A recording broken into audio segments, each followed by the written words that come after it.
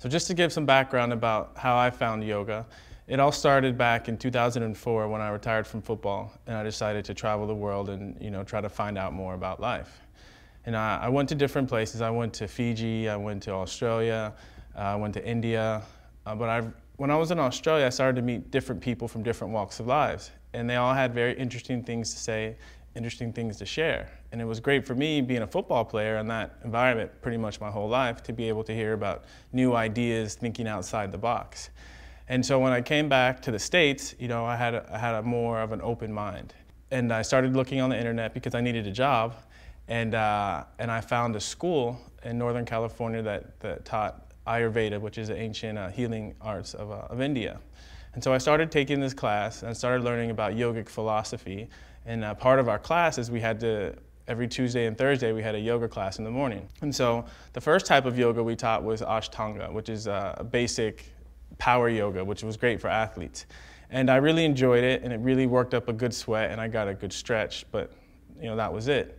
And so the next module of yoga that we had was a style of yoga called Shivananda Yoga.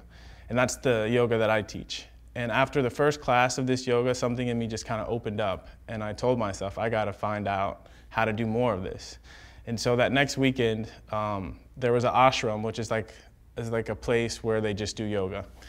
And there was one right down the street from where I was living. And I wanted to go and take a class there. But being a football player, it was kind of weird to me, so I was a little bit anxious about going. But luckily, I had a friend in town, and she had been there before. And so I woke up that Saturday morning, and we went over there that morning, and I took a class there. And it was incredible. And it was almost like I was addicted. I caught a bug. And so I started going and taking classes there, every time they had a class and I was free. And within a month, I was going there 6 days a week taking classes. And the head teacher there, she was a Swami, which is like a monk in the yoga tradition. She said that she was about to leave to go to India and teach a teacher's training course. And her and I had grown close because I really enjoyed her teaching. And so I asked her if I could go with her and take the teacher's training course. And she said I could. And so I went over to India and I became a yoga teacher.